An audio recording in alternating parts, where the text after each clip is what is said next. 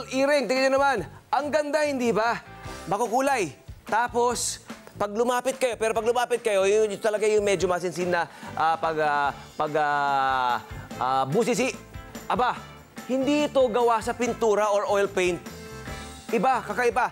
Ito pa, tingnan nyo. Si Gat Jose Rizal. Aba, kuwang-kuwang ang kanyang mukha, ang kanyang forma, pati itong ating abstract painting na ito, maging itong depiction ng isang puno na napakaganda, pati yung mga swirl ng mga parang Van Gogh, di ba? Di ba? Kakaiba, kakaiba. Pero, syempre, sa tingin natin, ano nga ba ito? Di ba? Sa itsura pa lang, alam nyo namang hindi naman madali ang proseso ng paggawa ng mga ito. Pero dahil nga sa tiyaga, tignan na naman natin ang resulta. Napakagandang obra maestra. Ang tawag nga pala rito ay paper quilling. Paper quilling, mga kababayan. At para malaman natin kung ano nga ba at paano ginagawa ang paper quilling, ating alamin mismo sa student artist na ito na siya mismong gumawa. Let's welcome sa Net25 Studio si Ginong Kian Ginto! Good morning! Hello po, good morning, sir. Good morning, Kian! Good morning! Aba, good morning. Bumati ka naman sa ating mga kababayan. Good morning po sa lahat. Ayan, okay yan. Kumusta ang biyahe mo? Balita ko, galing ka pang Pampanga. Opo. Okay lang po, sir. Since maaga naman umalis sa bahay, mga 4, walang traffic. Walang traffic. Saan ba sa Pampanga kayo nagmula? San Fernando po. Aba, San Fernando. Aba, dyan din ang mga lola ko, San Fernando. Aba, itong paper quilling. Ano ba itong paper quilling? Mari mo bang ipaliwanag sa amin kung ano itong paper quilling? Bali yung pong paper quilling, ano po siya, isa po siyang art form na paper base na kung saan yung pong quilling, nanggaling po siya. Yung pong pinaka-root word niya na quill means to roll. Tapos po, i-glue hanggang mabuo po yung mga parts hanggang mag-output po sila ng mga ganyan. Okay. Kailan mo naumpisahan itong paper quilling? Kasi marami, I'm sure artistic ka. Di ba? Sigurado, walang question about that. Pero, paano at bakit mo napili ang paper quilling bilang medium mo? Bali, na-introduce po sa akin yung quilling since elementary. Okay. Tapos po, nung pong high school na ako, meron po kaming subject na TLE, tapos po kinuha ko po yung creative arts. Tapos sa creative arts, nandun po yung paper quilling. Ayun. And ever since po, na po nun ako until now po. Ang paper quilling ay mula dun sa mga strip ng papel. Yes na po, nirolyo, strips of paper. di ba? Opo. Tapos sinuhugis mo or sinashape mo siya, tapos idinidikit mo para makakuha ng magandang... Yes po, sir. Magagawa ng isang artwork. Opo. Pero, meron bang klase ng papel na kailangan gamitin? Ito yung itsura, ito ba yung itsura ng mga ito? Ito ba ay yari sa anong klaseng papel? Bali, pre-cut na po itong mga to, sir. Bali, ito po yung usual na ginagamit kong paper board, special paper, and cardstock. Yung ganito? Yes po. Oh! Tapos po, ika-cut po sila. Since medyo matagal po yung pagka-cut, nag-cut na po ako sa bahay. So, ito na po sila. Okay. Ganito po sila. Ayan so, yung mga basic colors, yung mga primary colors ginagamit natin din dito. Yes, pero po. Anong ginagamit mo? Ang ganda kasi pantay-pantay yung pagkakagupit mo. Cutter lang. Cutter and roller po. Oh, yun lang yun. So, maaari ba natin isa-isahin muna yung naka-display dito? Okay, kasi ang ganda-ganda ito. Itong The Girl with the Pearl Earring. Kailan mo ginawa ito? Gaano katagal itong ginawa? Almost 2 months. Okay. Bali, eto po kasi tinis po ako ng classmate ko. Since nakikita niyo po yung mga gawa ko, challenge niya po ako kumbaga. Bakit hindi ko daw gawin yung Girl with the Pearl Earring kung kaya ko? Tapos, trinay ko po. Nung una nahirapan kasi yung mata. Yung mata? Doon ako nahirapan. Tapos, over time, ayun, na-create naman po siya. Okay. Nirolyo mo nga talaga, no?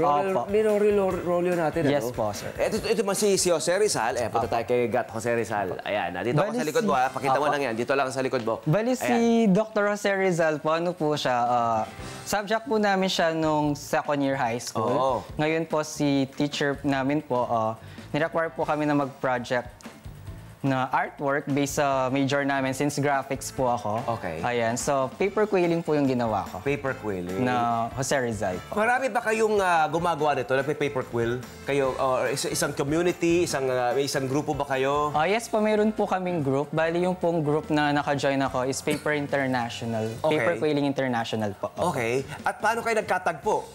Through online po, sir. Online? Online. Gaano kayo karami? thousands of members na po. Ah, nasa libo na rin. Mga Pilipino, Around the world na po yan, Around the international world. po sila. Aba, husay ha. At ito namang itong ating susunod na obra, ito kakaiba ito, medyo ma-abstract ito. Opo. Anong tawag dito sa Ano po obra yan, na sir? ito? Ito pong artwork na to, ito po yung naging breakthrough ko. Okay. Kasi po, ito, napaka-rich po niya sa details and design. Dahil kois po siya, Oo, sir. koi. Ito, Kois, yan. tapos nasa underwater po siya, reef po. Ganda. Reef po sila. Ang ganda. Ayan. Tapos ang canvas mo lang, pinapatong mo lang ito dito sa isang illustration board, Opo. mga ganyan. Yes po. Pero ang mga ganito ba, pinagkakakitaan mo na? Yes po, sir. Bali, since high school po ako nung nagka-first commission. Nung una, akala namin project siya. Tapos ngayon, hindi ko po alam na yung teacher gusto pala niya. So, habang ginagawa ko siya, kinausap niya na ako na bibilin ko na yan after pagkatapos ma-checka na yan. Tapos po yung pinaka-first ko is 800 pesos. Oo. Tapos yung pinaka-latest na price ko is nasa na po siya, 5 figures to 6 figures na po. Wow, ang galing, ang galing.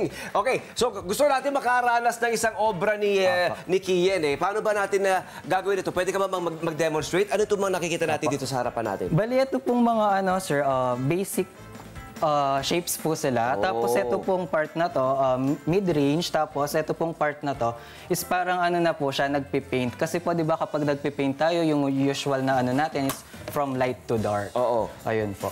So, okay. So, maaari bang ipakita sa amin, ito yung mga basic na shapes, Apo. yung mga basic na range natin. Meron tayo mula sa bilugan, meron parang shape parang rectangular, meron diamond shape. Ito ba yung mga basic na parang asahan mo sa isang obra mo, parang basic na configuration? Opo, sir. Bali, yung po kasing basic, pinaka-importante po siya para ma-produce po yung pinaka-artwork. Kahit pinaka-advance po yung isang artwork, Oo. ito po pala yung ginagawa ko. So, yung pong ginagawa ko, ito pong tight coil. Okay. Gamit po itong tool na to, i-insert lang po yung piece of paper, tapos i-roll po siya. Ayan.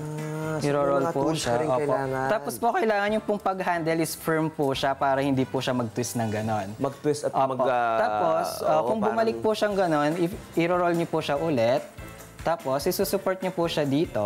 Ayan. Anong pandikit Tapos, natin? i-glue niyo po siya. Elmer's glue po dapat glue yung lang. gamit. Oo. Elmer's glue po yung ginagamit ko kasi po mas matibay po siya sa lahat ng brand ng glue. Okay, siya. okay. So, ayan po siya. So, regular glue lang. Oo. Tapos, Elmer's. yun na yun. Tapos po, hintayin niyo muna siyang magdikit. Siguro mga seconds lang po siya, didikit na siya.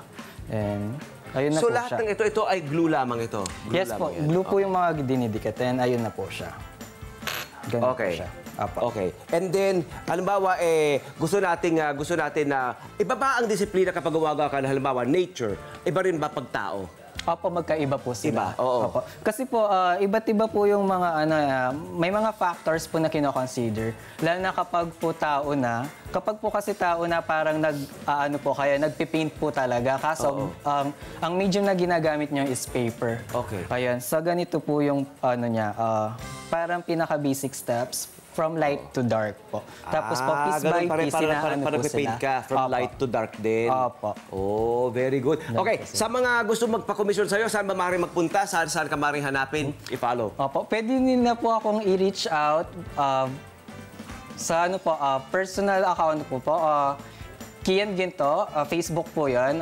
Direct message na lang po or sa IG, I am Kian Ginto. Hello po mga Kanet 25! Si Kuya Tony Pet po ito mula sa Love, Tony Pet and Everything. For more Love, Tony Pet and Everything updates, just click on our subscribe button and follow us on our Net25 social media pages at Net25 TV and at Net25 Entertainment Facebook. Magkita-kita po tayo!